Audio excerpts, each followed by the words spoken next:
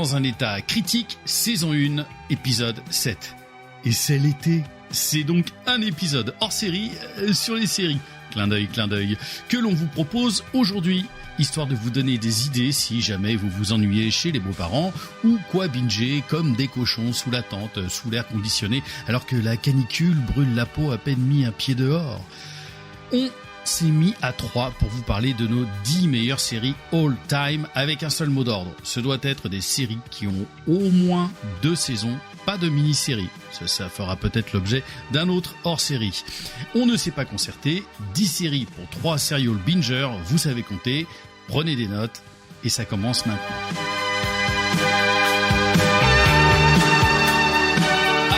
De commencer, si vous aimez ce podcast, abonnez-vous, Spotify, Deezer, Apple Podcasts, PodCloud, vous nous mettez les 5 étoiles et ce n'est que de l'amour et on est même évidemment aussi sur Facebook, sur YouTube, abonnez-vous là aussi et vous pouvez partager avec moi 2 serial bingers puisque le 3e est en train de préparer son festival d'Avignon, donc Florian, on pense très très fort à toi.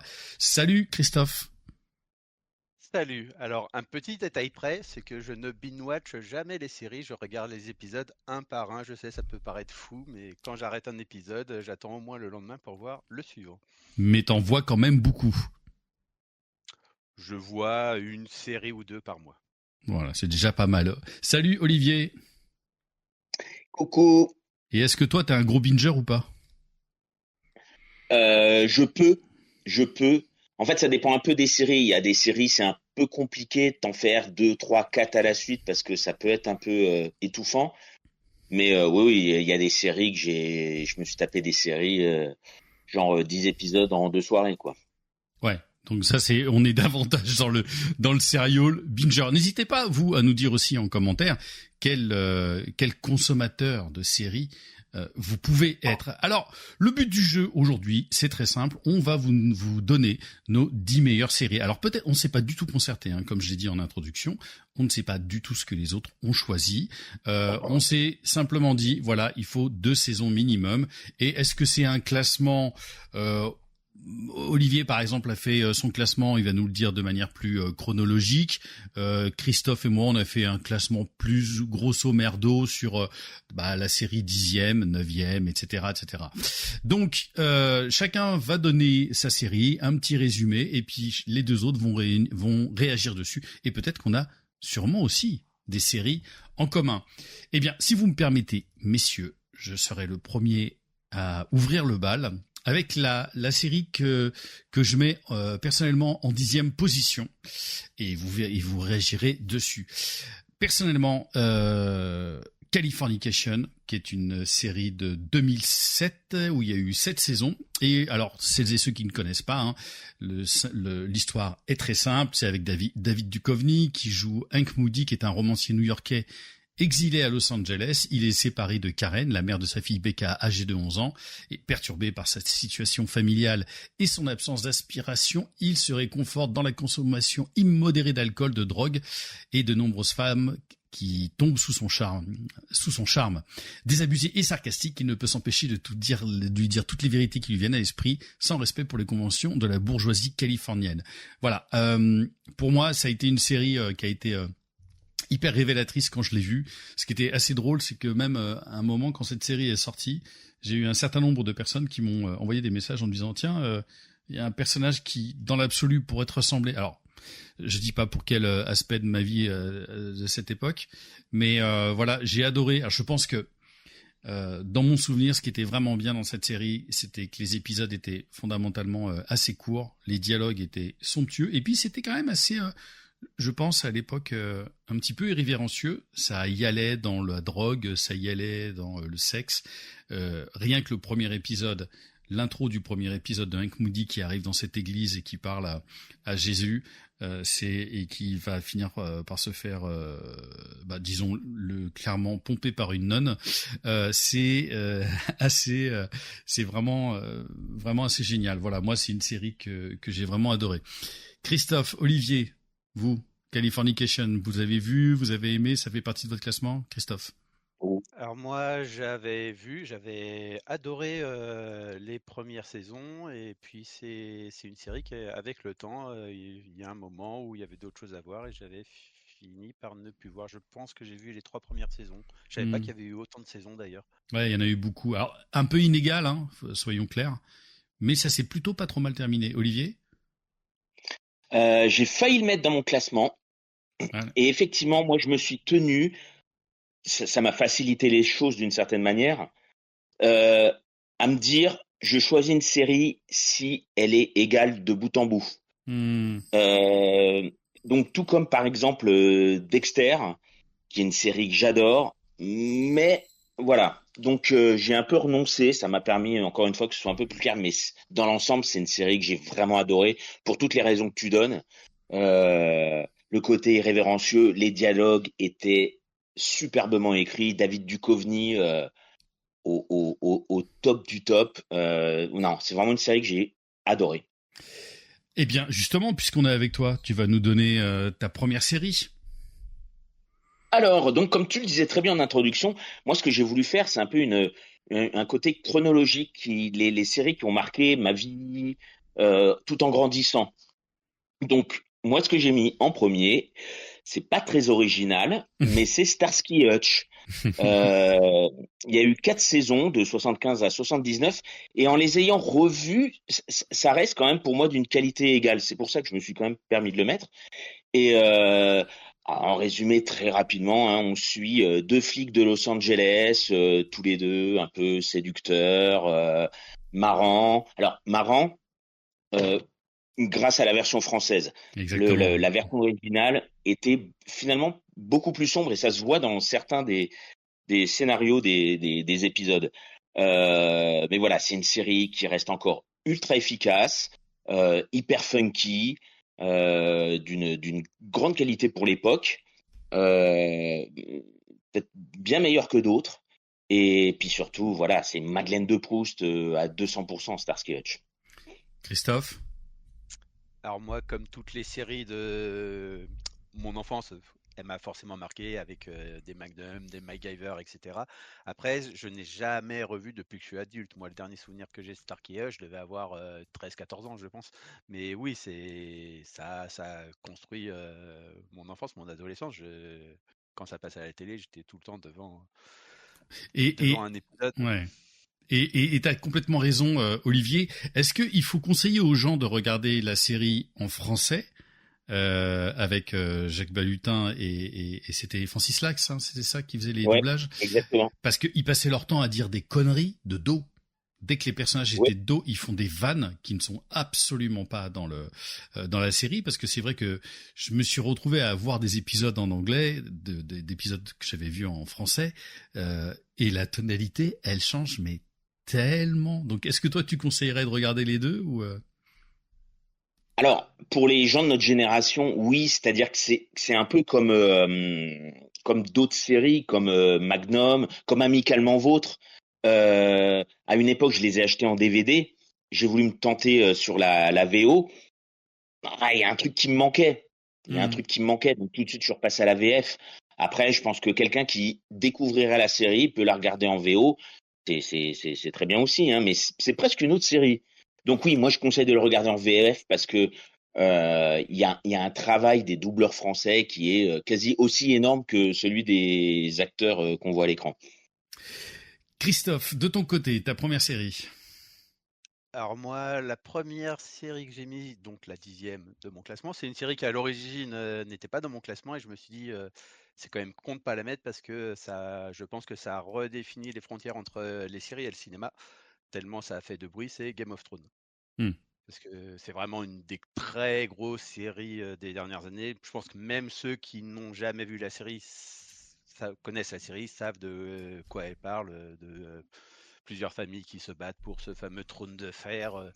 C'est une série déjà très grand spectacle pour un produit télévisuel. Ça va même titiller largement les blockbusters du cinéma sur pas mal de séquences. Les personnages sont travaillés, charismatiques. Il y a des scènes cultes.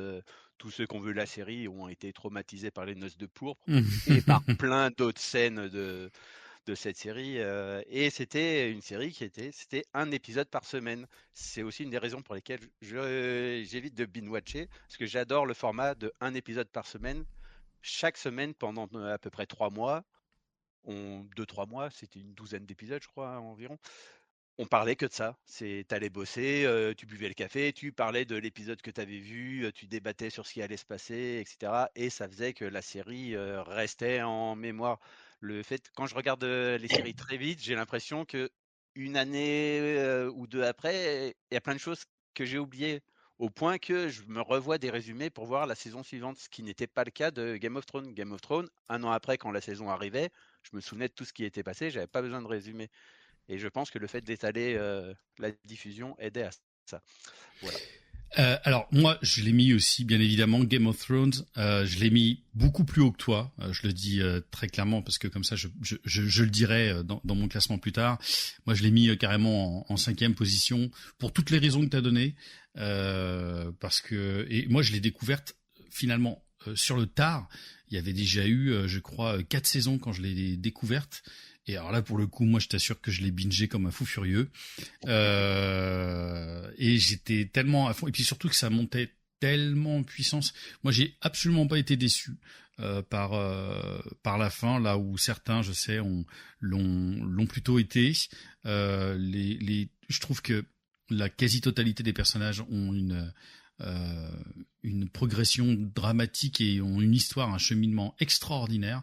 Voilà, alors c'est sûr, c'est pas forcément à mettre devant les yeux des plus jeunes, mais cette violence intrinsèque et tout ça qu'il y a dans ce monde absolument gigantesque, moi j'ai trouvé ça absolument fabuleux. Olivier, est-ce que ça fait partie aussi de ton classement?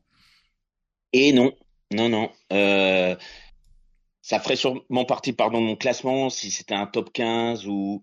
Mais mes affinités vont vers autre chose en fait. C'est une série d'une immense qualité. Comme dit Christophe, ça titille même plus que titiller la plupart des blockbusters. Moi aussi, je fais partie des satisfaits de la fin, où je trouve que les personnages finissent une histoire ou d'une manière qui leur correspond. Voilà. Mais il y a plein de choses, vous le verrez dans mon classement, il y a plein de choses que je préfère à l'heroic fantasy, voilà. Je l'ai pas mis dans mon classement parce que il y a des choses qui m'intéressent plus que ça. Eh bien, c'est à moi de vous donner ma 9e position et je vais y aller très clairement dans l'animé. Et oui, parce que on a décidé aussi que de toute façon, l'animé pouvait faire partie des séries puisque c'est simplement le médium qui change. Et moi, j'ai mis Star Wars, The Clone Wars, qui a eu, c'est de 2008, il y a eu 7 saisons.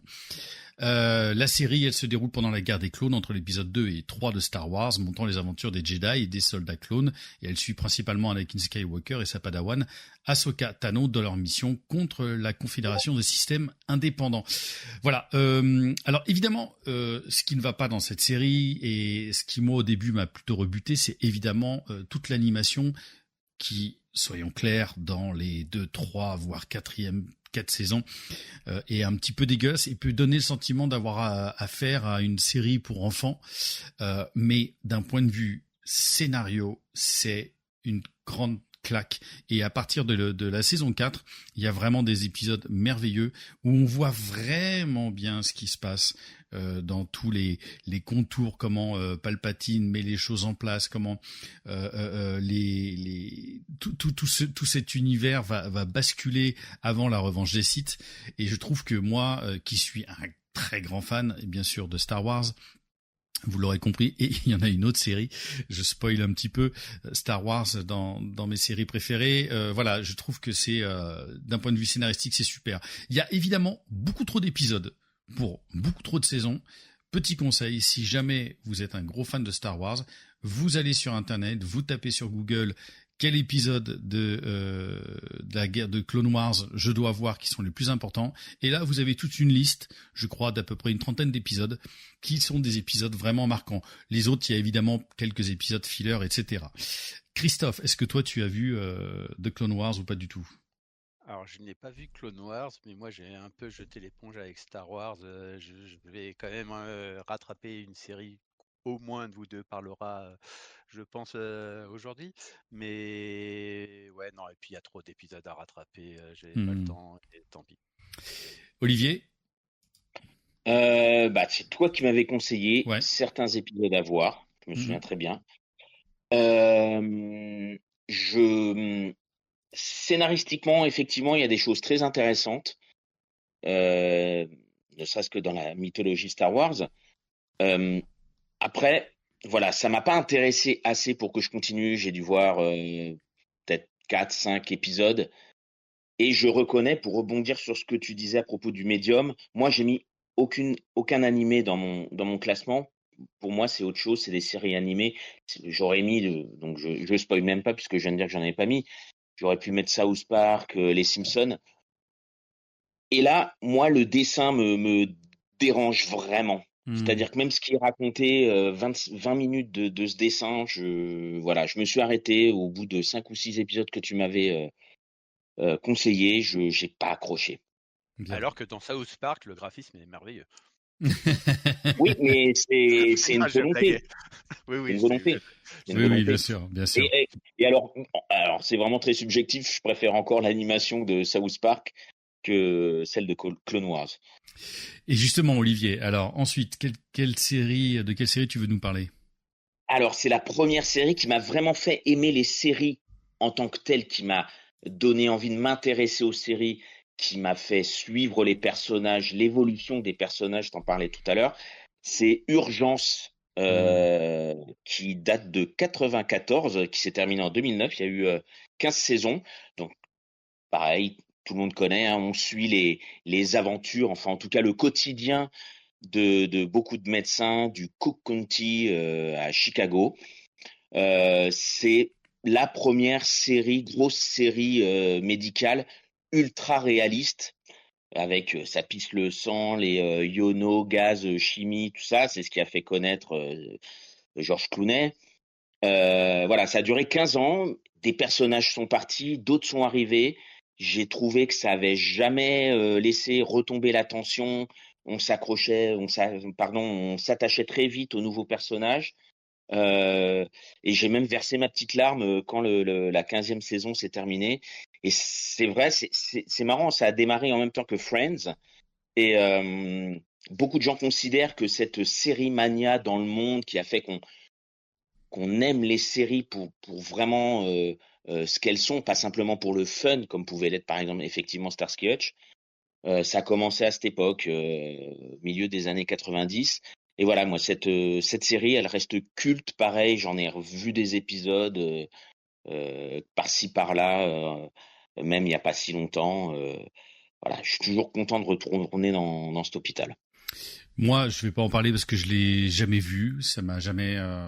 Alors peut-être que c'est aussi l'univers un petit peu hospitalier. Il y a une série un peu hospitalière que j'avais suivie qui était plutôt sur la personnalité de Dr House, Hum. mais vraiment c'est tout. Christophe? Alors moi, il faut que je vous dise un truc, j'ai une phobie des hôpitaux, ce C'est qui bien. fait que Personne nous écoute. je n'ai jamais vu un épisode. Parce que je sais que moi, ce sera pire qu'un film d'horreur pour moi. C'était vraiment. J'ai vu Hippocrate là dernièrement parce que Olivier nous l'avait conseillé. Et Hippocrate, c'est génial. Mais il y a des moments où j'étais en malaise devant ma télé. Non, c'était vraiment un milieu qui me fait peur. Je déteste ça. Mais c'est sûrement très bien, hein. On dirait moi qui regarde une série avec des serpents, genre avec la main sur les yeux en permanence. Donc, Christophe, à toi. Alors moi, en neuvième position, c'est une série que j'aurais aimé voir continuer beaucoup plus longtemps, qui n'a duré que 2 saisons car elle a été annulée. Ils ont quand même fait une conclusion qui est beaucoup trop rapide, mais une conclusion. C'est Pushing Daisies. C'est Hum. l'histoire d'un pâtissier qui a à la fois un don et une malédiction. Son don, c'est quand il touche un mort, il ressuscite, il peut lui parler, et il retouche une deuxième fois, la personne meurt définitivement. Et bah, le héros ressuscite son amour d'enfance, et ce qui fait qu'ils ne peuvent plus jamais se toucher, sinon il la tuera. Et le concept de la série, c'est chaque épisode, ils vont ressusciter un mort pour lui poser des questions et essayer d'élucider le mystère de comment la personne s'est fait tuer. C'est une série extrêmement originale. C'est la rencontre de l'univers de Tim Burton et d'Amélie Poulain. Ça a l'air surréaliste sur le papier, mais c'est vraiment ça. Il y a le côté décalé de Tim Burton et le côté feel good, bonbon de Proust d'Amélie Poulain. On est entre l'horreur et le conte d'enfant, c'est vraiment sympa. Il y a cette histoire d'amour impossible qui est extrêmement touchante et il y a un casting de personnages secondaires ou même des morts quand les morts se réveillent, mais c'est souvent à mourir de rire. Moi, j'adorais cette série-là et quand j'ai appris qu'elle était annulée, j'étais déçu. Je pense qu'elle est sortie beaucoup trop tôt à sortir aujourd'hui. Il y a des chances que ça marcherait mieux. Et alors, déjà, je te remercie, Christophe. Mais merci. Parce que je l'avais même pas mis dans mon classement. Je l'avais même pas mise dans mon classement. Pour moi, c'était une série extraordinaire. C'est vrai, comme tu dis, elle a été annulée, donc ils ont rushé la fin. L'acteur principal, c'est Lee Pace, qui a ensuite été dans plusieurs grandes séries. Ça a été aussi un personnage dans l'univers de Marvel, dans Ronan l'accusateur, dans les Gardiens de la Galaxie, et il est aussi dans un des rôles principaux de la série Fondation. C'est une série extraordinaire et j'imagine que tu ne le sais peut-être pas, mais Pushing Daisies, c'est la véritable traduction française, c'est bouffer les pissenlits par la racine. D'où l'idée que tu vois la série qui parle de mort et tout ça. Je suis 100% d'accord avec toi. Olivier ? Eh ben, 100% d'accord avec toi, qui est 100% d'accord avec Chris. J'y ai juste pas pensé, mais ça aurait pu être dans mon classement. Extraordinaire série. Très touchante, je sais plus du tout le nom de l'actrice, mais qui était extraordinaire aussi et tellement jolie. C'était très très bien écrit. Effectivement, les moments où les morts ressuscitaient, c'était d'une drôlerie folle. J'avais adoré. Et effectivement, pareil. Quand j'ai lu qu'il y aurait plus de nouvelles saisons, j'étais dégoûté, réellement dégoûté. Eh bien, on continue. Moi, dans ma 7e position, je continue à être dans les étoiles avec une série que j'ai découverte sur le tard. C'est Battlestar Galactica. C'est de 2004, il y a eu 4 saisons. Et alors, bon, on connaît un petit peu Galactica, hein, voilà, c'était de ces vieux films, de ces vieilles séries fin des années 70, je crois, début 80. Les guerres entre les cyclones, les robots humanoïdes créés par les humains, ils réapparaissent après 40 ans d'absence pour lancer un holocauste nucléaire généralisé sur les 12 colonies. Seuls quelques milliers de survivants parviennent à fuir dans l'espace à bord de vaisseaux civils escortés par le dernier vaisseau militaire survivant, le Battlestar Galactica. Et alors, soyons clairs, au niveau des effets spéciaux, le truc a pas forcément bien vieilli. Mais là encore, il y a un procédé d'écriture qui est ultra intéressant parce que c'est politique. C'est complètement politique. C'est pas vraiment en plus une série de guerre des étoiles avec alors il y a évidemment des attaques, des vaisseaux, des machins, les cyclones, tout ce qu'on veut, mais c'est beaucoup plus profond. Il y a un sous-texte politique très très fort à l'intérieur de ça. Si évidemment vous aimez l'univers d'Isaac Asimov, Fondation et tout le cycle des robots et tout ça, bon, bah vous mettez les doigts dans la prise, vous regardez, il y a pas un épisode en dessous, il y a plein de choses hyper intéressantes. Alors je parle pas évidemment du Galactica de fin des années 70, mais de celui-ci de 2004. Olivier, est-ce que tu avais vu toi ? Moi, j'ai tout vu, ouais, j'ai tout vu. Là, pour le coup, je l'ai découvert peut-être avec 5 ans de retard et j'ai bingé les 4 saisons. C'est pas dans mon classement. Mais si je devais faire un classement le top 3 des séries les mieux écrites, ça en ferait partie. Je trouve que c'est une série extraordinairement bien écrite. Effectivement, tout le fond politique, social. À l'époque, on était sous Bush, très politiquement incorrect. Ouais. Guerre du Golfe et tout ça. Extraordinairement bien écrite, pardon.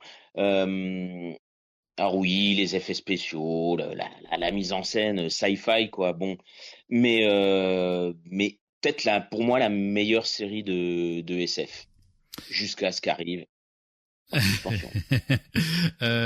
Christophe, est-ce que tu l'avais vu? Non, j'en ai entendu beaucoup parler. Après, je regarde très peu de séries SF et donc j'ai jamais tenté l'expérience. Alors, Christophe, c'est à toi de nous dire la suite, s'il te plaît, en mettant bien ton micro devant ta bouche. Alors, là, c'est une série que m'avait conseillé Olivier pendant le Covid et donc ça avait pas mal occupé mes journées. C'est Ozark. C'est l'histoire d'une famille. Le père est conseiller financier et il est contraint d'aller blanchir de l'argent pour un cartel de drogue dans une station estivale à Ozark, qui porte le nom de la série. C'est à la fois un thriller et un drame familial. On suit donc cette famille qui est entraînée malgré elle dans l'enfer de la drogue. C'est très sombre et il y a une tension croissante au fil des saisons jusqu'à un final qui est glaçant. La conclusion de la série est très très bien vue. Il y a vraiment une grande qualité d'écriture, que ce soit l'intrigue et aussi les développements des personnages qui sombrent chacun de leur côté dans le chaos, qui franchissent plus ou moins tous la fameuse ligne jaune. Et il y a un casting de malade, ça joue hyper bien. C'est réalisé par Jason Bateman qui joue le premier rôle. Il y a sa femme est jouée par Laura Linney qui est absolument phénoménale. Elle est détestable au possible.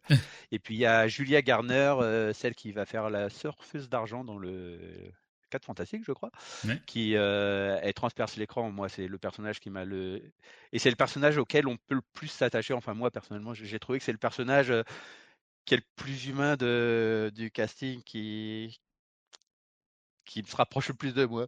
Et non, c'était un très très beau moment. Enfin, j'espère que je suis humain. Combien de saisons? 4, je crois, de mémoire. D'accord. Et c'est des saisons courtes, c'est des saisons de 10-12 épisodes. D'accord.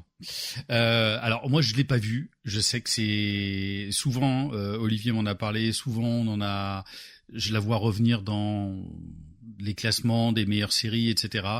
Ça fera partie d'un rattrapage prochainement. Olivier, tu veux dire un mot sur Ozark, sachant que évidemment Ouais. tu l'as conseillé. Est-ce qu'elle fait partie de tes séries préférées? Non, ça fait pas partie de mon top. C'était un gros débat avec moi-même. Euh, Si ça avait été un top 11, ça aurait été dedans. Mais alors, c'est produit par Jason Bateman. Il a dû réaliser 1 ou 2 épisodes, mais Chris disait réaliser et jouer, mais enfin, voilà, c'est surtout produit par Jason Bateman, qu'on connaît surtout pour ses rôles comiques. Et là, il est d'une froideur. C'est un grand acteur et dans l'ensemble, les épisodes sont super bien réalisés. C'est tout ce qu'a dit Christophe, quoi. C'est un drame, un thriller. Oui, on est dans l'esprit Breaking Bad. C'est ouais, ça pourrait très largement faire partie de mon top. J'ai choisi d'autres choses. Voilà. Alors justement, enchaîne. Eh ben, qu'est-ce que j'ai choisi donc? Eh ben, j'ai choisi Sur écoute, On White. C'est souvent connu par son nom anglais. La grande époque HBO, à l'époque des Sopranos, voilà, ça a été entre 2002 et 2008. Alors, il n'y a pas eu 6 saisons, je crois, il y en a eu 5. Euh, voilà, on suit une équipe de flics à Philadelphie, c'est semi-reportage. Voilà, des fois, il se passe pas grand-chose durant les épisodes. Les mecs sont en planque, ça parle. Alors, chaque saison était basée sur une thématique différente. Dans mes souvenirs, la première, c'était le trafic de drogue dans la petite banlieue. Ensuite, il y a les dockers, voilà. Mais c'est de la télé-réaliste. Ça a été un des premiers gros polars à la télé américaine avec Homicide. Et après est arrivé beaucoup d'autres séries dont on va sûrement parler. Voilà, moi c'était un choc télévisuel. Alors pareil, je l'ai pas mis dans mon top, mais voilà, je tiens à en parler vite fait en même temps que sur écoute parce que c'était la même époque. Voilà, c'était Oz aussi sur le milieu carcéral. Voilà, c'est des séries choc coup de poing. Moi, ça m'a mis voilà début des années 2000, les grosses claques de HBO qui commençaient. Christophe, ça faisait partie de ton top. Tu l'as vu ou pas? Non, ça faisait pas partie de mon top parce que je ne l'ai pas vu, mais la réputation de la série est assez folle. Elle apparaît dans quasiment tous les tops de séries, mais il y a 60 épisodes à rattraper, un truc comme ça. Ouais, Et un par ouais, jour pour toi en plus là, c'est déjà 60 jours de prix quoi. oui, sauf que un De par moi, jour, quoi. mais je regarde pas un épisode de série par jour, c'est Oui, bien ça. sûr. Donc là, ça va être 3 mois minimum Non, moi de visionnage. j'ai pas vu non plus. C'est vrai que ça me donne envie, mais encore une fois, bon bah voilà, et on est obligé de faire des choix à des moments, mais si je meurs pas d'ici là, je regarderai ça un de ces quatre. Quand tu Euh, seras à la retraite. pardon. Quand tu seras à la retraite. Ouais, quand je serai à la retraite, c'est-à-dire jamais. Je regarde mon classement, voilà, c'est ça. Moi, ensuite, j'ai mis, alors je suis pas très très très original comme garçon, et vraiment, je suis en train de me la refaire en attendant la 5e saison. Vous l'aurez compris, moi j'ai placé Stranger Things, qui est de 2016, qui a eu 4 saisons, et donc la 5e va arriver en cette fin d'année 2025. Bon, en résumé, le résumé, je crois qu'on le connaît, mais c'est en novembre 83, dans la petite ville fictive d'Hawkins. Le jeune Will Byers disparaît mystérieusement, ne laissant que son vélo derrière lui. Ses amis, Mike, Dustin, Lucas, partent à sa recherche et rencontrent Eleven, une jeune fille au pouvoir télékinésique qui s'est échappée d'un laboratoire secret, et il découvre l'existence du monde à l'envers, une dimension parallèle peuplée de créatures terrifiantes, notamment comme le démon Gorgon. Je crois qu'on a dit beaucoup de choses sur cette série. Alors je sais ce que va dire Olivier, moi je le dis en amont parce que j'aime ça, j'aime toutes ces références faites aux années 80. Je trouve les personnages hyper bien foutus, hyper bien glandés. Là on est en train de se refaire la saison 4. Enfin Nella elle l'avait pas vue, donc moi je suis en train de la regarder avec elle. Saison 4 est quand même assez dark, et en fait il y a eu, je trouve que saison après saison, même si certains épisodes peuvent paraître un petit peu longs, il laisse quand même le temps de développer un maximum de choses. Et des sujets quand même pas simples, autour de la dépression des enfants, des adolescents, du suicide, etc. Et voilà, moi c'est alors tout. Je trouve qu'il y a plein de choses qui fonctionnent vraiment bien. C'est voilà un plaisir de voir certains personnages. Enfin Dustin, moi me fait vraiment marrer là, avec ses dents de devant là qui n'existent plus. Enfin elles y sont dans la saison 4, mais bon voilà, je trouve qu'il y a toute une galerie de personnages qui sont des archétypes qu'on a vus. Moi, je me laisse emporter à chaque fois par la musique. Voilà, c'est une série que j'aime beaucoup. Christophe, de ton côté? Alors moi, je l'ai pas mis dans mon classement parce qu'on avait dit qu'on parlerait que de séries qui sont terminées. Mais sinon, elle en aurait peut-être fait partie.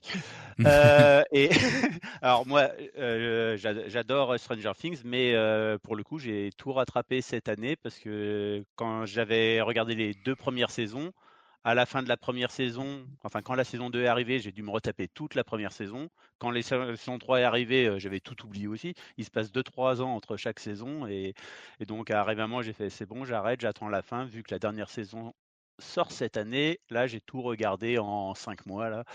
Et ouais, j'ai beaucoup, beaucoup aimé. Là, c'est de plus en plus dark, comme tu dis. La saison 4 est même assez dingue niveau noirceur. Et dans la saison 4, le personnage de Max, c'est waouh, Incroyable. quel personnage, quel personnage. Après, il y a un petit souci dans la série, c'est que quand tu prends des acteurs aussi jeunes, c'est que dans le tas, bah, tu te rends pas compte à l'origine qu'il y en a qui savent pas jouer, quoi. Donc moi, j'ai vraiment du mal avec Will et Eleven. C'est un peu compliqué, c'est quand même con parce que c'est les 2 personnages qui sont censés être les personnages principaux, et j'ai quand même vraiment du mal avec leur jeu. Mais ouais, non, il y a des scènes complètement de malade. Et on parlait de Game of Thrones, pareil, niveau effets visuels et mise en scène, ouais, ça met la dragée bien haute. Olivier? Alors effectivement, on avait parlé de séries terminées, donc. Oui, alors voilà. Mais, Ouais. alors même sans qu'elle soit terminée, de toute façon, j'ai trouvé. Alors d'ailleurs, tu le connais mon point de vue dessus. Moi, pour le coup, j'ai trouvé ça vraiment inégal. J'ai suradoré la première saison, même si je trouve que, comme tu le sous-entendais, moi j'ai trouvé que les références, à un moment, tu sais, c'est un peu le loto, quoi. On coche les trucs. mais je trouvais que la deuxième saison était super redondante. Euh, la troisième, je m'en souviens même plus trop. Et la quatrième, il y a plein de bonnes choses. Après, il y a un petit côté péché d'orgueil où les mecs, ils te font des épisodes de quasi 2 heures. Ouais, pour moi, c'est beaucoup trop inégal. Ça restera une série qui comptera dans l'histoire des séries télé. Mais ouais, moi non. Moi, ça fait vraiment pas partie de mon top 10. Alors justement, quel est ton top continu? Eh ben là, je pense qu'on va avoir des choses en commun. Pour Ouais. moi, la série suivante, c'est The Shield. Mmh. The Shield, bah, c'est marrant. Après sur écoute, c'était un peu. D'ailleurs, c'est marrant. En fait, en voyant les dates, c'est les mêmes 2002-2008. Mmh. Mais sur écoute, pour le coup, je l'ai découvert après The Shield. Mais voilà, The Shield, euh, grosse série policière, beaucoup d'action, mais aussi de la réflexion, des personnages hyper charismatiques. Euh, et là, si on parle de séries qui s'épuisent, à titre personnel, elle a réussi ce pari fou pour une série comme celle-là de pas s'épuiser parce qu'elle arrivait à se renouveler grâce à ses personnages secondaires. L'arrivée de Glenn Close, l'arrivée de Forest Whitaker, là où on avait toujours peur. Je me souviens que quand une saison se finissait, on se disait, waouh, c'est chaud, ils sont allés tellement loin, comment la série va réussir à se renouveler. Et il y avait ces nouveaux persos, donc de nouveaux antagonistes, donc de nouveaux dangers pour ces flics qui sont ripoux, qu'on pourrait détester, mais on les aime bien quand même, on a envie qu'ils s'en sortent. Et puis, bon, bah, la conclusion, une des plus grandes conclusions de l'histoire de la série télé, ça aurait pu faire flop total. Et en fait, voilà, c'est une des séries. Il y a souvent les sujets sur les articles, sur les fins de série, Lost, tout ça. Est-ce que ça s'est bien fini, pas bien fini? Est-ce qu'on est déçu, pas déçu? The Shield, c'est une des meilleures fins qui existent.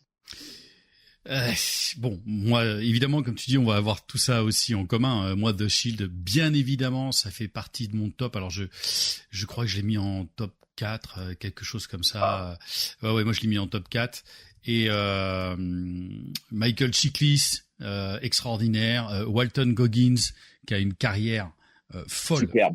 qui a une carrière extraordinaire en tant qu'acteur, parce que pour le coup, Michael Chiklis, suite à The Shield, il s'est retrouvé dans les 4 Fantastiques, à faire la chose dans les 4 Fantastiques, ce qui n'a pas été forcément la meilleure chose qu'il ait pu donner à sa carrière. Évidemment, tu dis le destin de ces personnages, c'est filmé caméra épaule, sans musique. Oui. C'est des ripoux pas possible, la conclusion elle est géniale. Il y a effectivement la saison 6 dont on se souvient qu'il y avait eu la grève des scénaristes à ce moment-là, et donc la saison avait été considérablement raccourcie. Donc c'est là où il y a eu pour moi un tout petit creux, mais enfin vraiment, je suis 100% d'accord avec toi. Tout est vraiment absolument génial. C'était très très étouffant. Ça allait plus vite, plus fort que 24 heures chrono en fait, cette série. Christophe, toi tu l'avais vu? Oui, et puis bon, là, je vais vous avouer un truc, j'ai triché parce que au début, elle était dans mon top, mais je l'ai retirée parce que je savais très bien que vous alliez en parler et ça me permettait de reglisser Game of Thrones Extraordinaire. et de pouvoir parler de Pushing Daisies au passage. Donc, je l'ai revirée, mais alors qu'elle était très bien placée dans mon top, donc j'ai vraiment triché, c'est mal. Extraordinaire, j'adore. C'est pas grave. Mais donc oui, pour toutes les raisons que vous avez données. Et il y a un truc qui est génial avec cette série-là, ça avait tellement cartonné qu'à l'époque, c'était diffusé sur Canal. Canal avait réussi à négocier la série. L'avant-dernière saison a été diffusée en France avant les États-Unis. Hmm. C'est quand Oui, même assez rare. effectivement. Et ouais, non, chaque saison, tu te disais, ils ont mis la barre tellement haut, ils vont s'écrouler. À chaque fois, ils arrivaient à équilibrer le truc jusqu'au plan final il est parfait, parfait. La série est parfaite jusqu'à sa conclusion. Ouais. Et puis on suivait cette équipe de flics ripoux, mais on suivait aussi les 2 enquêteurs qui eux ne l'étaient pas et qui amenaient quand même un côté, tous les flics ne sont pas ripoux non plus. Et même s'ils sont ripoux, l'air de rien, c'est pour à la base, c'est pour faire avancer les enquêtes. Ils sont pas nés ripoux, ils deviennent ripoux un peu Ouais. par la force des choses. C'était à toi, Christophe, je crois. Je suis un petit peu perdu dans mon... C'était à moi, oui. Vas-y. Alors moi, en position 7, j'ai choisi une série mélancolique et poétique du réalisateur de mon film préféré de tous les temps, Michel Gondry. Je vous laisse y deviner le film. C'est l'histoire d'un présentateur d'une émission de télé pour enfants qui va être confronté à un drame familial. Alors, t'as pas donné le titre de la série, mais vas-y. Ah oui, oui. Kidding. Bien sûr. Ça s'appelle Kidding, cette série. Parfait. Et donc, ce présentateur va être confronté à un drame familial qui va bouleverser son existence. Et donc, on va le suivre. Il est joué par Jim Carrey, qui est, tout le monde le connaît parce que c'est un comique formidable, mais c'est surtout, avant tout, un acteur de dingue. Et surtout, quand il est dans le registre du drame, il est vraiment très fort dans cette série-là, dans Eternal Sunshine of Spotless Mind, qui n'a qu'un seul défaut d'avoir un titre beaucoup trop long. Et en anglais pour toi. Et en anglais pour moi, ou Truman Show. Enfin, à chaque fois que le gars a touché au drame, le mec il est capable de jouer toutes les émotions. La série va aborder le deuil et la dépression. Ça le fait avec une justesse qui est assez folle. Et puis toujours grâce au talent de Jim Carrey qui porte vraiment la série sur ses épaules. Et elle va opposer parce que le personnage en public, il joue une émission pour gamins qui est drôle et donc il joue quelqu'un de bonne humeur, distrayant, mais il a un enfer intérieur qui il souffre profondément et donc la série oppose ces deux facettes de son personnage et ça fait que la série est souvent très touchante mais aussi très drôle par moments. Et au niveau de la réalisation, ça regorge de trouvailles visuelles, c'est hyper inventif. Et la saison 1, il y a un plan séquence qui est sûrement le plus dingue que j'ai jamais vu, avec un personnage qui évolue dans son appartement au fil des années. Tout est filmé en temps réel, avec l'appartement qui se transforme sous nos yeux. C'est complètement fou.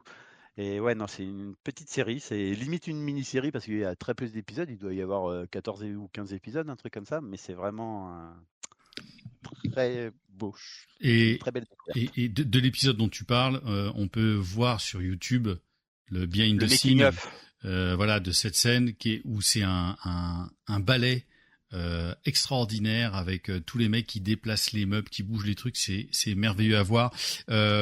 Oui, c'est pour moi effectivement, comme tu dis, une très très bonne série. Alors moi, je rentre pas toujours dans l'univers de Michel Gondry.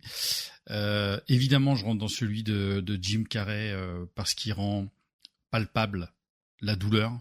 En plus, la mort de cet enfant extrêmement tragique, il y a un petit peu pour quelque chose, et donc il y a quelque chose de très très très très très lourd et profond dans cette série, qui est justement pas marrante, comme ne l'indique pas son titre donc. Mais il y a énormément de poésie. Oui, ça fait partie des séries qui sont entre chez moi, qui sont là. Voilà, on pourra peut-être dropper quelques noms de séries qu'on aurait pu mettre dedans dans notre top à la fin, mais effectivement, moi, c'est complètement dedans. Olivier, c'était dans ton top ou pas? Non, c'est pas dans mon top. Ça aurait pu y être. J'ai fait des choix sur peut-être effectivement des séries plus longues, donc qui m'ont peut-être alors attention à ce que je vais dire, plus marqué, ce qui est idiot en fait parce que cette série, elle m'a vraiment marqué. Ouais, j'ai vraiment adoré. Jim Carrey est immense, comme tu dis, il fait passer toutes les émotions. Les personnages secondaires sont tout aussi extraordinaires. Il y a une poésie dans les marionnettes, dans ces déguisements qui se fait, dans plein de choses. C'est une très très belle série, ouais. Ouais. Eh bien, on continue avec moi. Et puis, puisque vous m'avez déjà cassé un certain nombre de séries préférées, bon, en même temps, celle-ci, je pense que on va tous être d'accord pour l'avoir mise dedans. 2008, 5 saisons. Si je vous dis Walter White, vous me dites. Attends. Voilà, Breaking Bad. Donc, Walter White, professeur de chimie de 50 ans, voit sa vie s'effondrer lorsqu'on lui diagnostique un cancer du poumon en phase terminale. Désespéré de laisser sa famille dans le dénuement après sa mort, il décide de mettre ses connaissances en chimie au service de la fabrication de méthamphétamine et il va s'associer avec Jesse Pinkman, un de ses anciens élèves, devenu petit trafiquant pour créer un empire de drogue. Voilà. Je vais plutôt vous laisser parler. J'imagine qu'elle est sûrement dans votre classement et vous allez dire à quelle place sûrement. Mais pour moi, c'est une série qui commence de fou de Dieu dès le premier épisode, dès les premières images, qui se termine de la même manière. Il n'y a jamais eu à mon sens, de relâchement. C'est pas facile à voir. Je sais que par exemple Nella me disait que ça gueulait pour elle tout le temps, etc. S'il y a un épisode que je retiens plus que tous les autres, c'est l'épisode qui est un épisode extrêmement théâtral. Ils sont dans leur fabrique, il y a une mouche, et si jamais ils n'arrivent pas à choper cette mouche, ça va baiser toute la fabrication de leur drogue. Et c'est majestueux. C'est en termes d'écriture, c'est une dinguerie totale. Olivier? Bah, c'est tout ce que tu viens de dire. Ouais, c'est vrai que ça démarre direct en 5e et ça rétrograde pas beaucoup. Tout est là. L'écriture, le casting, la mise en scène, les idées, enfin voilà, oui, alors c'est au goût de chacun, mais pour moi, ça fait partie des 4-5 séries parfaites, quoi. C'était dans ton classement? Oui, c'est dans mon classement. Évidemment. Tous les talents sont là, il y a rien à redire, les dialogues sont extraordinaires, il y a des situations, j'étais sûr que tu allais citer l'épisode de la mouche, parce que c'est un épisode de malade. La dernière saison est vraiment plutôt touchante. Walter White, toutes ses interrogations, voilà. C'est grande série. Celle-ci, si vous ne l'avez pas vue, effectivement, faut vous précipiter dessus, mais c'est sûr. Christophe, c'était dans ton top? Ouais, moi comme Olivier, j'ai 4 séries que je trouve parfaites de A à Z et elle était 3e dans mon top. C'est la plus grande descente aux enfers de la télévision. Et alors par contre, moi, je trouve qu'elle prend du temps à démarrer. Moi, j'ai commencé la série à la saison 3, je crois, parce que tout le monde en parlait. Et la première saison, je trouvais ça bien, mais je trouvais pas ça dingue. Et plus les épisodes avançaient, je trouve qu'il y a une montée en puissance dans la série. Et l'intrigue, c'est peut-être la série qui est le mieux écrite de A à Z parce que tout est écrit. Je pense que les gars, ils avaient tout prévu d'entrée et la progression du personnage est complètement folle. Au début de la série, on t'apprend à t'attacher à un personnage, mais énormément, et pour au final te mettre en situation d'inconfort parce que tu finis par le détester, ce personnage. Et c'est là toute la force du truc, c'est que tu étais tellement attaché au début avec lui, tu comprenais tout ce qu'il faisait, tu te dis que tu ferais les mêmes choses à sa place, etc. Et le gars, il va tellement loin, Mais je crois que c'est même c'est un épisode dans la saison 2 où il laisse mourir la femme, la nana Jesse Pinkman. C'est le dernier, ça finit comme ça, la saison 2. Et c'est terrible. Et la scène est tellement bien jouée, encore une fois, ça c'est vraiment... C'est vraiment merveilleux. Olivier, tu nous dis la suite? Ouais. Ensuite, j'ai passé une série. Je suis pas sûr que vous connaissiez. Ça, vous connaissez de nom, mais moi, j'ai suivi ça longuement parce que la série était longue. J'ai kiffé de bout en bout. C'est une série britannique qui s'appelle MI5. Ça se situe, si on devait résumer, entre le Bureau des légendes et 24 heures chrono. Parce que voilà, il y a le côté super réaliste. Alors le MI5, pour ceux qui sauraient pas, alors MI6 c'est James Bond, quoi, c'est les services secrets. Le MI5 c'est les services intérieurs, c'est l'équivalent du FBI, quoi, pour les Britanniques. Donc oui, il y a ce côté Bureau des légendes fait de façon hyper travaillé, hyper réaliste, ultra réaliste, et ça bouge quand même pas mal. Il y a des histoires d'attentats, il y a quand même des scènes hyper spectaculaires au milieu de Londres où des bus explosent, des choses comme ça.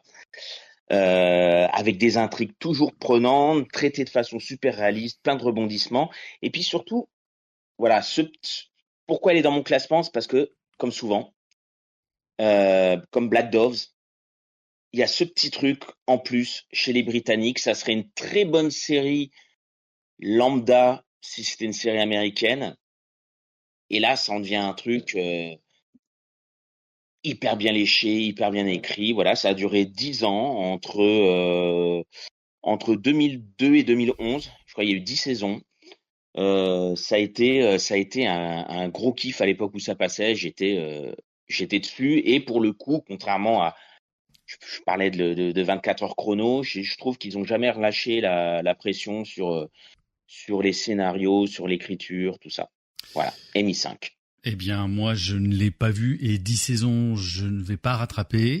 Mais évidemment, oui, mais comme tu dis, les séries anglaises, dans leur, en tout cas en général, sont quand même très très très très très très très fortes. Christophe, est-ce que toi tu l'as vu? Non, j'ai cru que tu t'en foutais de mon avis. Non, pas du tout. Non, je ne l'ai pas vu et c'est tout l'intérêt du podcast parce que entre ça et The Wire, si le podcast avait existé à l'époque, j'aurais peut-être découvert ces séries grâce à Olivier. Et donc, dans la suite, c'est toi, Christophe. Et donc, moi, la suite, c'est une série française de Canal+, qui est, je pense, fait ce qu'on produit de mieux en France en termes de série, c'est Engrenage. Ah, merci. C'est une série policière. Ça explore à la fois le fonctionnement de la police, des avocats et des magistrats et comment ils interagissent tous en même temps, en s'aidant, en se mettant des rouages pour les enquêtes. C'est extrêmement, enfin, ça semble extrêmement réaliste et des retours que j'ai lus, les gens qui travaillent dans le milieu disent que c'est le cas, même si tout ce qui est enquête, tout ça, il y a quand même un côté fictionnel, il y a un côté sériel. Mais à chaque saison, il y a une enquête fil rouge avec un suspense qui est plutôt maîtrisé et pendant lequel vont évoluer les personnages. Et c'est la grande force de la série, c'est ces personnages. Il y a pas de vrai. Chaque héros n'est pas parfait. Il y en a aucun qui est parfait. Ils ont tous leurs failles. Ils sont tous confrontés aux erreurs qu'ils vont faire, quel que soit dans le domaine dans lequel ils travaillent. Il y a une vraie évolution sur les personnages au fil des séries. Et puis la réalisation est vraiment très soignée. C'est une réalisation brute, immersive. On est avec eux dans leurs enquêtes. Ouais, non, moi ça a été un gros moment. J'attendais chaque saison avec impatience, même si de temps en temps je trouve qu'il y a des baisses de régime, mais globalement elle a tenu la route tout du long. Alors, je te remercie encore, Christophe, parce que j'ai fait une Christophe, c'est-à-dire que j'ai enlevé Engrenage en me disant qu'il y en a un de vous qui allait la mettre dedans, et comme ça me permettrait d'en parler. Complètement d'accord avec tout ce que tu as dit. Il y a même eu quand même des saisons très très fortes. Avec la mort d'un des personnages principaux, on va pas dire lequel, si des gens veulent découvrir Engrenage. Petit kiff personnel, j'ai eu l'année dernière la chance de pouvoir faire la lecture d'une de mes pièces avec Caroline Proust et Thierry Godard, qui lisaient mon texte, et vraiment j'étais là en train de me dire c'est vraiment kiffant. C'est vraiment plaisant de voir ces deux personnages que j'ai suivis et toute leur histoire à eux deux qui fonctionne vraiment en parallèle, qui est hyper forte, et ça c'était un vrai kiff. Olivier, toi c'est dans ton classement ou pas, Engrenage? Bah oui, c'était le prochain, donc ça va nous faire gagner du temps. Bah bien sûr. C'est tombé sur la fin de The Shield, en gros, ça s'est croisé. Et c'est vrai que c'est là où je me suis dit, alors il y a eu le Bureau des légendes après, qui est pas dans mon top, qui aurait pu y être, franchement. Mais Engrenage, il y a ce truc où je me suis dit, mais en fait, quand on se donne la peine, quand on met des sous, notamment dans l'écriture, on est capable de faire aussi bien que les Américains, quoi. Et puis on a vu évoluer les personnages. Il y a les personnages qui ont disparu, d'autres qui sont arrivés, qui étaient très bien aussi. Toute micro retenue sur la toute fin. Ouais, peut-être. Ouais. mais micro, hein, en mode man, quoi. C'était voilà, grosse qualité d'écriture, de mise en scène, de jeu, n'en parlons pas. Voilà, et puis pareil, pour l'anecdote perso, moi mes 2 parents étaient dans la police. Quand on en parlait, ils me disaient mais on retrouve tellement de ça, même dans les dialogues, on retrouve des choses que se disent les flics entre eux. Voilà, Et, du gros lot. et n'oublions pas aussi que dans la saison 2 a révélé un comédien exceptionnel, sûrement le meilleur qu'on ait de sa génération, c'est Reda Kateb. Ouais. Il fait partie des, entre guillemets, des méchants de la saison 2. Ouais. Bon.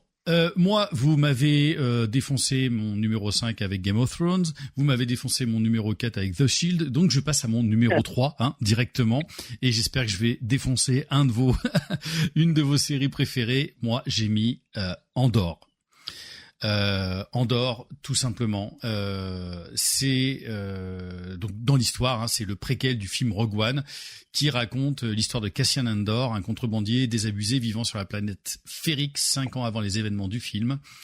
Et après avoir tué accidentellement 2 agents impériaux, il est recruté par Luthen Rael, un mystérieux agent rebelle qui perçoit en lui un potentiel pour la cause. Et donc la cause, évidemment, pour lutter contre l'Empire. Ces 2 saisons, c'est donc très récent, bien évidemment. La 2e saison vient de se terminer il y a quelques semaines au moment où on enregistre cet épisode fin juin. Pour moi, c'est déjà la première saison était extraordinaire parce qu'on voyait comment le principe de rébellion et de résistance se mettait en place. Alors il n'y a pas de sabre laser, il y a quelques Stormtroopers qui se promènent, il n'y a pas la force, il n'y a pas tout ça. C'est parfois même assez brut sur le terrain. C'est très très bien réalisé. Le showrunner Tony Gilroy est un véritable génie pour moi, vraiment incroyable. Et la saison 2, elle est simplement pour moi, c'est une claque phénoménale.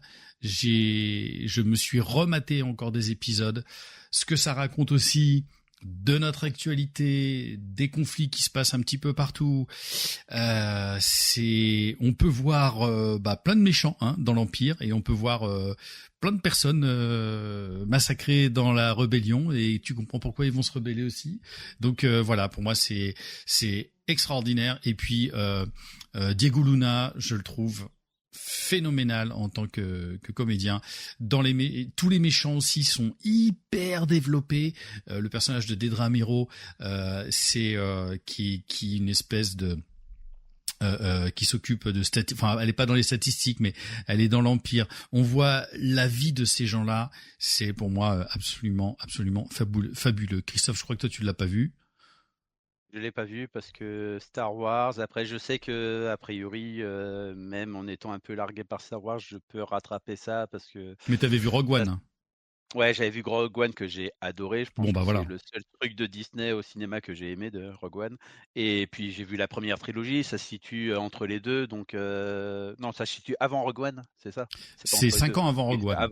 C'est avant Rogue One. Donc pour le coup, je pense que j'ai la base pour regarder cette série-là. Complètement. Et je la rattraperai. Autant que Clone Noir, pas le temps, c'est trop long. Mais autant, oui, Andorre, je rattraperai. Il n'y a que 2 saisons, je rattraperai. Olivier, toi, est-ce que c'était dans ton top ? Oui, partie de mon top. Ça fait partie de mon top. Et puis, je ne vais pas rajouter grand-chose à ce que tu as dit déjà. Et puis, moi, j'en avais parlé dans mon coup de cœur sur le dernier podcast. Donc, oui, extraordinaire série. J'emploie beaucoup le mot extraordinaire, je trouve. Mais non, par principe.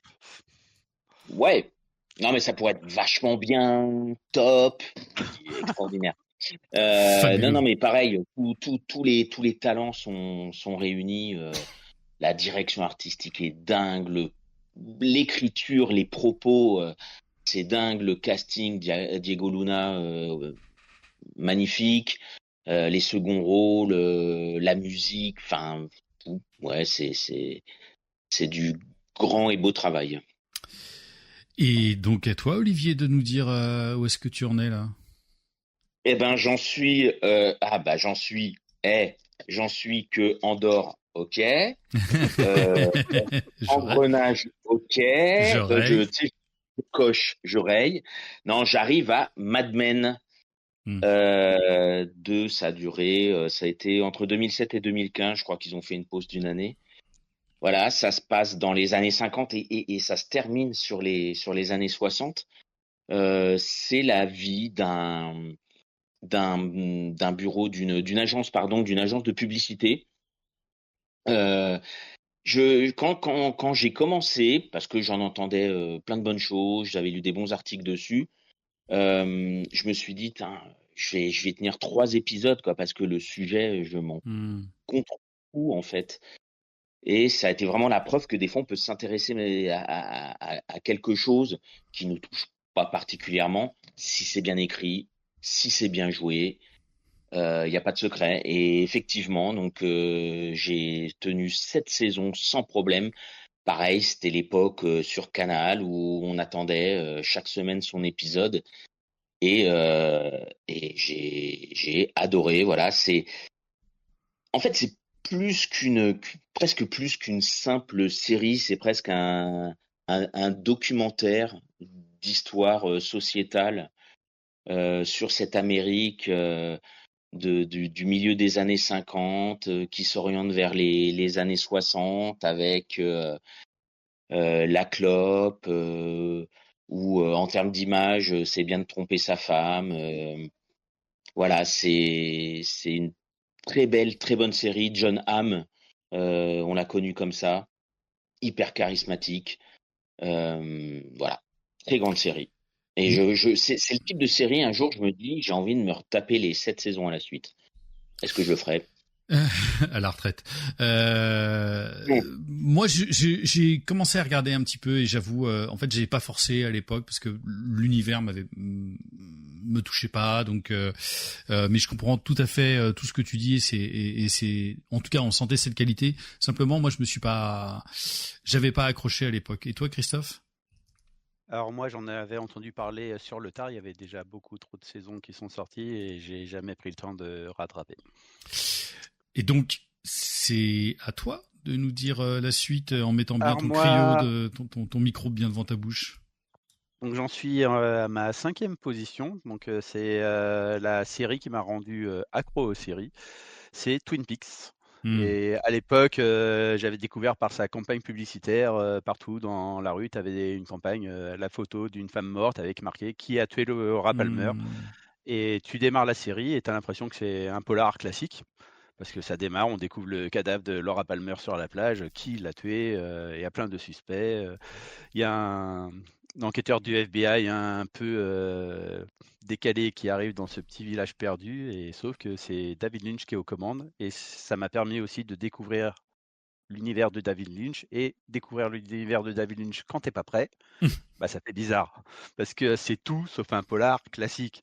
C'est un mélange de genres, c'est du polar bien sûr, c'est très drôle, il y a énormément d'humour, mais comme toujours dans ces films, et ça va vers l'horreur et le fantastique comme c'est pas permis. Il y a une atmosphère dérangeante qui vire au fantastique plus les épisodes avancent. Il y a cette musique qui est envoûtante du générique. Tu comprends pas tout, mais comme toujours chez David Lynch, mais tu t'en fous parce que c'est fascinant, c'est génial. Les derniers épisodes, t'es complètement largué, mais t'es fasciné par ce que tu vois. Et il y a toute une galerie de personnages qui sont plus marquants les uns que les autres. Ils sont extrêmement attachants, c'est très drôle, il y a des situations complètement grotesques. C'est tout ce que j'aime dans le cinéma de David Lynch et je l'ai découvert grâce à cette série-là. Eh bien moi, vu que je suis pas un grand fan de l'univers de David Lynch, j'ai décroché très rapidement, donc je pourrais pas en dire plus. Olivier? Ça presque aurait pu aussi, je sais pas si c'est très français ma phrase, faire partie de ma, je suis mal parti, faire partie de mon top, mais encore une fois, il y avait des choses plus prioritaires. J'y ai pensé un moment, et puis j'ai trouvé le retour qu'ils ont fait c'était sur Netflix, si je dis pas de bêtises. Ils ont fait une 3e saison sur Netflix que j'ai trouvé moins bonne, pas mauvaise, mais moins bonne que les 2 premières saisons d'origine. Après, oui, je suis d'accord avec tout ce que dit Chris, hein, de mélanger le polar classique avec ce truc fantastique. où effectivement on se dit c'est génial, j'ai rien compris. Non, moi je suis plutôt fan de Lynch et oui, effectivement, les 2 premières saisons, j'avais vraiment adoré à l'époque où ça passait sur la 5. Et j'ai beaucoup moins aimé la troisième, mais c'est une très très bonne série. On peut pas dire que c'est de mauvaise qualité, ça c'est sûr. Alors comme Olivier, j'ai beaucoup moins aimé la troisième pour le coup, et Hmm. enfin ce qui fait que moi Twin Peaks, je considère c'est les 2 premières saisons. Je trouve pas que la troisième apporte Ah vraiment bah quelque tu chose. peux pas. En plus, Ah même tu trouves. si il avait eu très peu d'épisodes pour finir sa deuxième saison parce que ça bidait aux États-Unis, et je trouve qu'il arrive quand même à amener une conclusion à son truc, et il n'y avait pas Ouais. besoin de cette troisième saison. Ah bah pour le coup, excuse-moi, Lilian, Oui, je suis oui. pas d'accord avec toi. C'était justement le gros truc frustrant. Moi, je trouvais pas quand se finissait la saison 2, on se disait. Après, ça choque pas avec Lynch parce qu'on peut se dire que tout d'un coup, ça se finit n'importe comment et ça fait partie de son truc. Mais je trouve pas qu'il y ait vraiment de conclusion. Et puis alors à ce moment-là, non, tu peux pas considérer qu'il y a que 2 saisons. Il y a 3 saisons, point. Après, voilà, elle est moins bonne, mais Ouais, enfin c'est une voilà. saison qui est faite 20 ans après. C'est Ah comme bah, quand on te refait un film 40 ans plus tard, on te fait une suite. Ouais, ouais, ça fait partie. c'est plus pour le pognon que pour conclure un truc, je C'est pas une pense. question de pognon, c'est une question. On considère que Twin Peaks a 3 saisons. Enfin, c'est Mm. pas. Alors, personnellement, il ne m'en reste plus que deux. Je pense que je vais en faire un tomber sûrement peut-être chez vous. Mais en tout cas, moi, dans ma position numéro 2, j'ai longtemps hésité, c'est complexe. Mais c'est vraiment une série dont j'ai revu parfois quelques épisodes tellement je les trouvais vraiment géniaux parce que j'adore cette ambiance. La série la plus paranoïaque en ce qui me concerne de l'histoire de 2015, Mr. Robot, qui raconte l'histoire de Elliot, qui est un jeune informaticien de New York qui travaille comme ingénieur de sécurité et tout en luttant contre une dépression et la paranoïa, il pirate les comptes des gens et agit souvent comme un cyberjusticier jusqu'à sa rencontre avec un mystérieux Mr. Robot, plutôt un anarchiste qui souhaite le recruter dans son groupe de hackers, la F Society, pour détruire des infrastructures d'un gros conglomérat qui s'appelle E-Corp, enfin Evil Corp en gros. C'est avec Rami Malek, il y a Christian Slater qui pour moi c'est un acteur de ma jeunesse, Pump Up the Volume pour celles et ceux qui auront la référence. Voilà, j'ai tout adoré. Pour moi il n'y a pas un épisode en dessous et surtout si vous regardez cette série, accrochez-vous parce que quand arrivent les derniers épisodes de la dernière saison, il y a une remise en cause de tout ce que vous avez vu qui est une dinguerie. Et c'est là où je me dis, alors attention, en termes d'écriture, t'as pas intérêt à te planter. Et là, t'as l'impression que la série, elle a été pensée depuis le début avec ses retournements et ses dénouements extraordinaires. Il y a un épisode où il n'y a pas un mot, il y a plein de choses. La réalisation est vraiment top parce qu'il y a des décadrages qui sont faits, qui sont magnifiques. Enfin voilà, moi j'ai tout adoré de cette série absolument. Olivier, est-ce que c'est dans ton top ou pas du tout? Eh bien, voilà, tu m'as permis de terminer. Je vais y aller. Que bon, bah Breaking Bad, ok, c'est fait. Et là, voilà, je termine avec ça. Enfin, qui était avant Andorre. Et donc, bah, je vais vous laisser, les garçons. Ben Non, non, non, voilà. justement, toi, dis. Non, non, mais en plus, ce que je pourrais dire dessus, c'est tout ce que tu viens de dire, c'est-à-dire le fond et la forme. Euh, euh, bon, l'histoire en elle-même, c'est peut-être pas ce qui m'a. Je suis resté accroché, la paranoïa du truc, j'ai adoré, mais c'est peut-être pas ce qui m'a accroché le plus. Mais dans la forme, tu parlais des plans décadrés de ces passages, si je puis dire, de champ contre champ avec ce qui est vrai et ce qui ne l'est pas obligatoirement. Et puis effectivement cette dernière saison qui rabat toutes les cartes, euh, complètement folle. Parce que c'est pareil, hein, c'est une série qui aurait pu assez vite s'effondrer. Déjà, ils ont eu l'intelligence de ne pas la faire durer 1000 ans. Et puis, au contraire, quoi, cette dernière saison, boum, quoi. Moi, il y a eu un moment, on pense au même, Lilian, où j'ai mis pause et je suis Hmm, resté bouche hmm. ouverte. J'ai attendu 2 secondes avant de remettre lecture, quoi. Donc oui, série extraordinaire. Encore une fois. Christophe, c'était dans tes tops ou pas aussi? C'était pas dans mon top. Après, j'ai quand même beaucoup aimé. Ça démarre comme c'est un remake de Fight Club au début, mais finalement ça s'en écarte assez bien.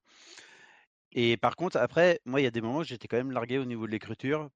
Par exemple, la femme, c'est Tyrell qui s'appelle le Némésis d'Eliot, il me semble. Enfin, Ouais, ouais. tout à fait. Tout ce qu'ils font autour de sa femme, pendant la saison 1 et 2, tu as l'impression qu'ils sont en train d'installer plein de trucs. Et c'est évacué, elle prend une balle dans la tête et bim. En fait, ça apporte rien. Tout ce qu'ils ont installé avec sa femme, finalement, ça a tu l'enlèverais du scénario, ça ferait juste quelques épisodes en moins, mais ça change rien au scénario. Et je trouve que sur ce personnage-là, ils se sont loupés. Je sais pas s'ils savaient plus quoi en faire ou quoi, mais là, pour moi, ça a été un des points noirs. Le moment où il la tue, j'ai pas compris. Parce que D'accord. c'était très tôt et c'était trop tôt par rapport à tout ce qu'ils avaient installé sur elle.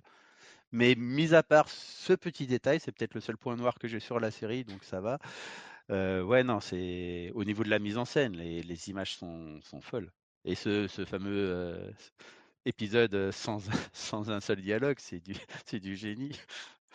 Non, Si, je crois qu'il y a un seul très mot bonne à la série. fin et c'est Oui, ou pas. un mot à la Je fin. crois que c'est shit ou un truc comme ça. C'est ça, ouais. Ouais.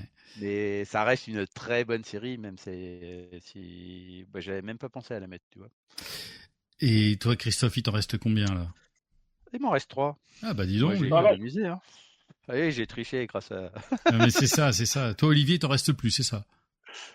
Il m'en reste plus. Je Mais dirais les trucs tu qu'on diras un savait truc pas. quand même. Allez, vas-y. Tu auras le droit à un petit bonus. Allez, Donc Christophe. moi, en numéro 4, c'est une série assez récente, c'est Succession. Succession, c'est un peu le Game of Thrones des temps modernes où tu vas suivre uniquement la famille des Lannister. Et vu que les Lannister, c'est les personnages que je trouvais le plus intéressant dans Game of Thrones, j'étais content. Parce que dans Succession, donc on suit une famille de milliardaires qui cherchent à tous récupérer la place du père qui devrait bientôt mourir, sauf que ce connard, il veut jamais mourir. Et donc, ils sont tous plus puants les uns que les autres, mais tu adores les détester. Ils sont sans morale, sans aucun scrupule. Pour eux, seul le résultat compte, c'est d'arriver au sommet. Et le tour de force de l'écriture, c'est que malgré ça, tu arrives à t'attacher à eux. Et pire même, tu as de l'empathie pour eux. Des fois, tu es triste quand il leur arrive des crasses, alors que vraiment, il y a rien pour les sauver. Il y en a certains au début, tu dis, ah non, ceux-là, ça va à peu près. Mais non, c'est que des raclures. Et au niveau des dialogues, c'est génial. Il y a un humour cynique qui enchaîne les punchlines. C'est extrêmement rythmé dans les dialogues. D'ailleurs, si on n'aime pas les séries où ça parle, bon, Succession, ça parle. Ça fait que parler. Mais c'est justement ça qui est fort. C'est les dialogues qui font l'évolution des personnages et tout ce cynisme qui est génialissime. C'est énormément d'intrigues politiques, des trahisons, jusqu'à un dernier épisode qui est, voilà, c'est dans mes meilleures séries parce que du début à la fin, c'est parfait. La conclusion, elle est aux petits oignons. Ils ne pouvaient pas trouver mieux. Et puis tu as un petit côté shakespearien avec cette famille qui se détruit petit à petit et avec une musique très opéra. La musique est génialissime. Et ouais, non. Succession, si vous aimez les intrigues politiques, les personnages puants, c'est ce qu'il faut regarder. C'est Game of Thrones à notre époque. Pas vu. Donc, Olivier, toi, tu l'as vu? Pas vu non plus. Ça fait partie des séries que je me mets peut-être de côté pour un jour. Alors, ce qu'on dit depuis tout à l'heure, hein, le problème, c'est que les séries comme ça, qui sont finies, alors c'est pas des séries avec énormément d'épisodes, mais ça va demander un peu de temps. Et puis, entre-temps, il y a d'autres choses qui arriveront ou que j'ai envie de regarder aussi. Mais pourquoi pas? J'avoue que j'ai regardé sur les conseils de Christophe, j'ai regardé les 3 premiers épisodes. J'ai pas plus accroché que ça, mais je pense que c'est le genre de série où il faut lui donner sa chance et prendre son temps pour la regarder. Je pense que je le ferai un jour. Ouais. Et enfin, en ce qui me concerne, et là je sais que ça va permettre de faire avancer le top de Christophe, ma saison préférée, bon, même si j'ai des choses à dire sur la dernière saison, Six Feet Under de 2001. Il y a eu 5 saisons où on suit évidemment cette famille d'entreprises, l'entreprise de pompes funèbres fondée par le patriarche Nathaniel Fisher qui vient de mourir. Et il va y avoir ses 2 fils héritiers, Nate et David. David joué par Michael C. Hall. Dexter, on aurait pu aussi en parler, mais peut-être on va en parler si on se prend 1 minute de plus. Série gigantesque sur évidemment sur le deuil, mais sur le deuil au sens très très large du terme. Les morts parlent, les embaumeurs parlent avec les morts.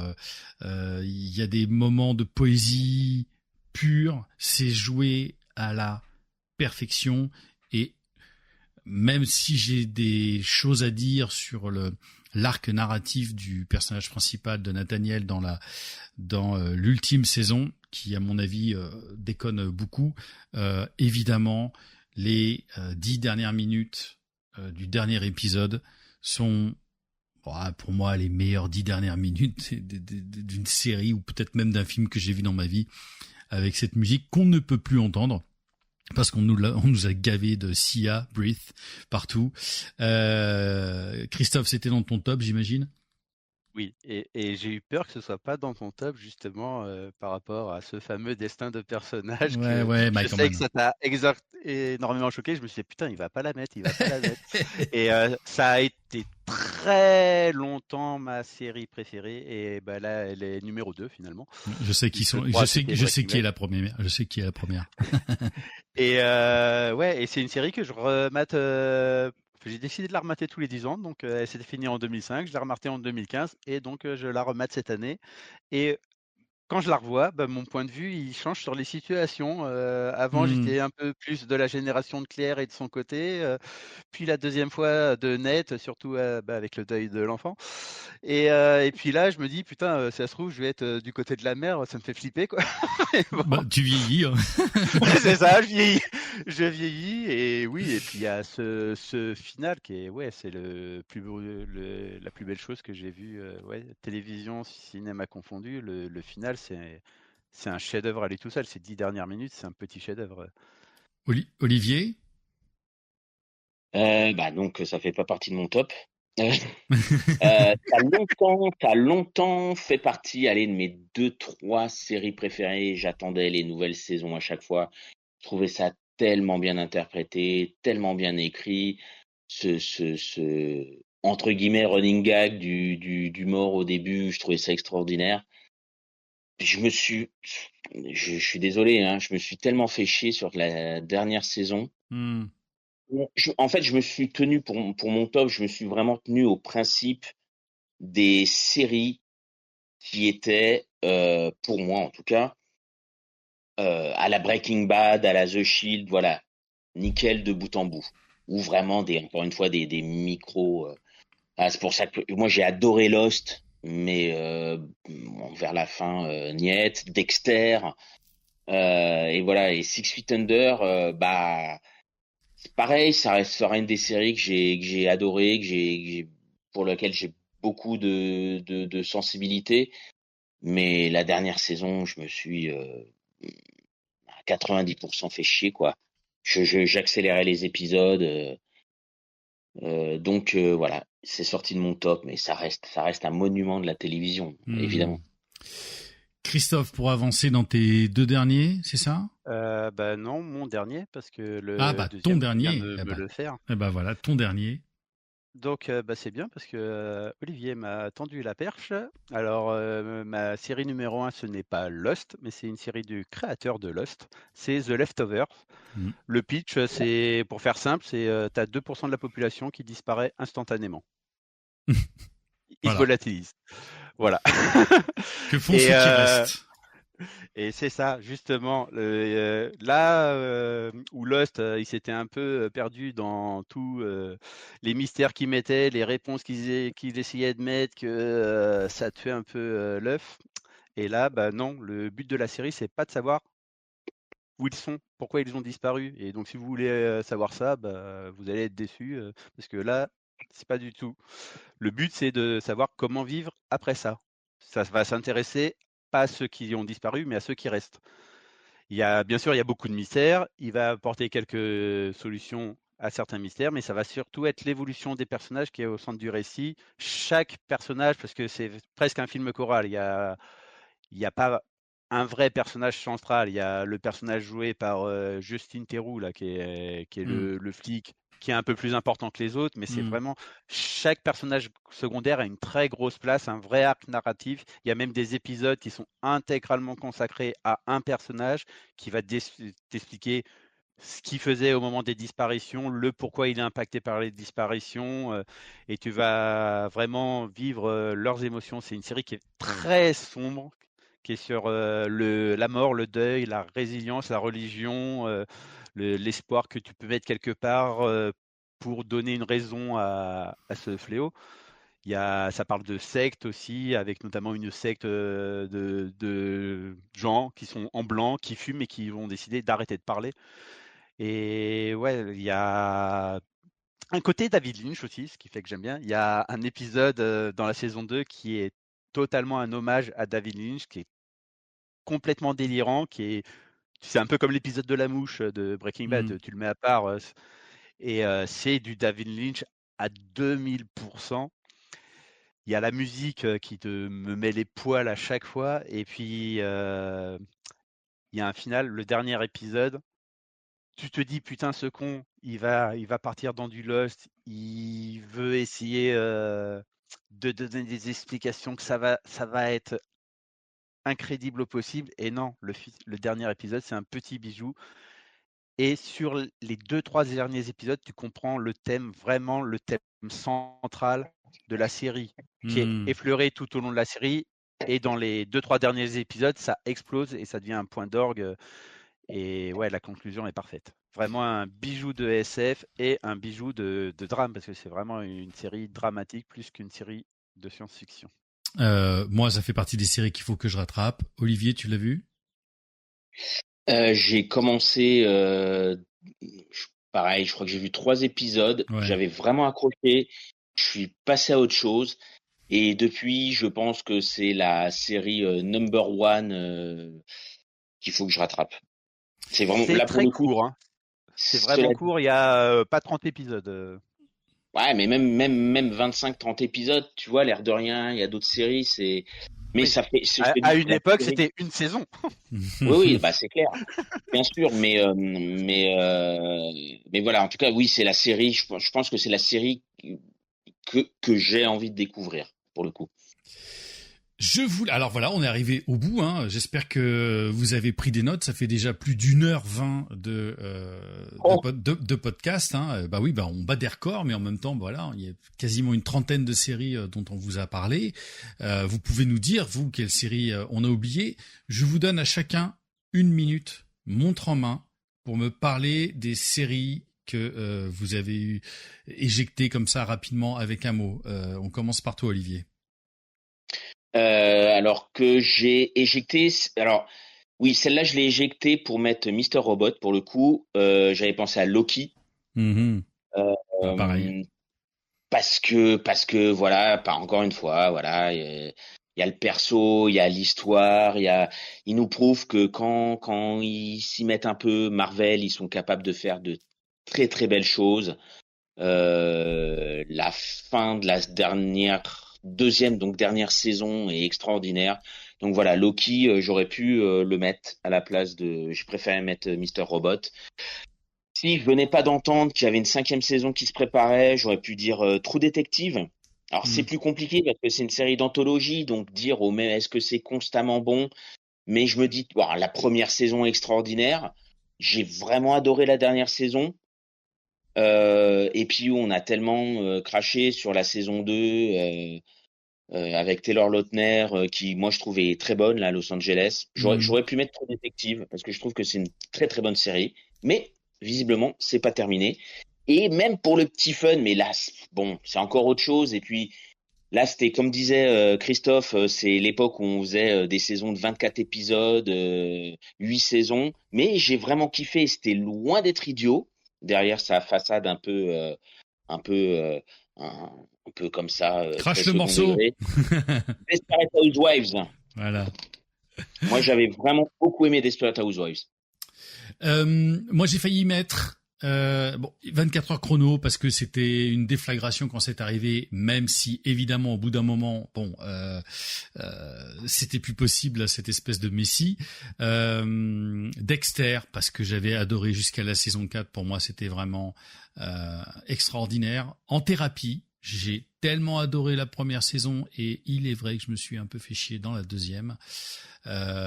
Et WandaVision aussi dans le même sens que Loki. Et enfin, oui, c'est ça, j'avais oublié de le noter. House of Cards. Pour moi, ça a été aussi une excellente série qui, avec tout ce qu'on a su après sur Kevin Spacey, malheureusement, ça s'est pas terminé comme il aurait fallu que ça se termine. Mais très très grande série pour moi aussi, House of Cards. Christophe, ta minute? Alors moi, j'ai failli mettre Mindhunter, mais là ils viennent d'annoncer Mindhunter, Mindhunter. Ils viennent d'annoncer qu'ils vont probablement faire 3 films pour conclure la chose, ce qui serait une très bonne chose parce que c'est vrai que j'aurais aimé en voir beaucoup plus. J'ai failli mettre Better Call, mais bon, il y avait Breaking Bad, donc ça serait redondant. Better Call Saul. Better Call Saul, c'est dans l'autre sens. Better Call Saul, ok. Ça aurait été redondant avec Breaking Bad, mais la série n'est loin d'être redondante. Breaking Bad, j'adore. Breaking, le lit cassé, quoi. Breaking Bad. Mais c'est pas grave, on s'en fout. Je l'ai pas vu, celle-là. C'est loin d'être redondant et ça apporte vraiment un autre point de vue. Et la dernière saison, ça a réussi à faire aussi fort, voire plus fort dans le final que la série originale. J'ai été scotché par la dernière saison. J'ai failli mettre Narcos sur mais pareil, il y avait Ozark, c'était Cartel, mais bon, donc je l'ai squeezé. Et puis quand tu as parlé qu'on pouvait mettre de l'animé, j'aurais bien mis Arcane par exemple, on en a parlé il y a pas très longtemps, mais pour moi Arcane c'est un véritable bijou. J'ai pas grand chose à redire de négatif sur Arcane tellement ça m'a scotché. Bon, merci les amis et merci à vous aussi qui nous écoutez. Voilà, ça sera effectivement notre plus long podcast, mais c'est le podcast de l'été, voilà, sur lequel vous pouvez faire pause, revenir dessus et puis dire tiens, c'est vrai que j'ai vu ça comme série. Ça c'est j'avais oublié. Tiens, ça me donne envie de revoir, tiens de montrer ça à ma copine, de montrer ça à mon copain, mon mari, etc. Tiens, à mes enfants, pourquoi je leur montrerais pas un petit Game of Thrones, un petit The Shield, un truc comme ça, c'est histoire de les éduquer, bien évidemment, plutôt qu'à toutes ces séries un petit peu débiles parfois qu'on peut voir sur Netflix, le mec il lâche un truc n'importe comment. Merci merci les amis, merci Christophe. Merci à toi. À la prochaine. Oui, à la prochaine. Alors cet été, vous verrez bien, il y aura sûrement des épisodes qu'on va vous dropper comme ça, seulement sur 1 ou 2 films. Il y aura sûrement aussi un épisode qui parlera du Festival d'Avignon avec seulement Christophe. Je rappelle que vous pouvez suivre toutes les critiques de Christophe sur son site Critique d'un passionné et aussi sur le Facebook Critique d'un passionné. Et Christophe, t'as quoi, 45, 50 pièces à voir, c'est ça en tout ?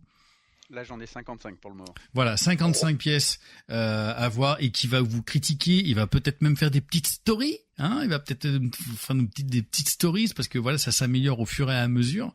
Les critiques d'un passionné. Avec Olivier, on critiquera peut-être les grosses sorties de l'été, entre le Jurassic, les 4 Fantastiques, le Superman. Voilà, on fera peut-être des épisodes un petit peu plus courts et puis pourquoi pas aussi des épisodes où on vous dira voilà ce qu'on en a pensé, et en deuxième partie on va full spoiler pour se lâcher à fond. En tout cas, merci de continuer à nous écouter, à nous soutenir. Dans un état critique, ça continue, même si on finit parfois dans un état critique. On se retrouve le mois prochain, forcément, pour un nouvel épisode. Et d'ici là, on vous souhaite à tous de vous faire des bonnes toiles et des bonnes séries maintenant. Ciao!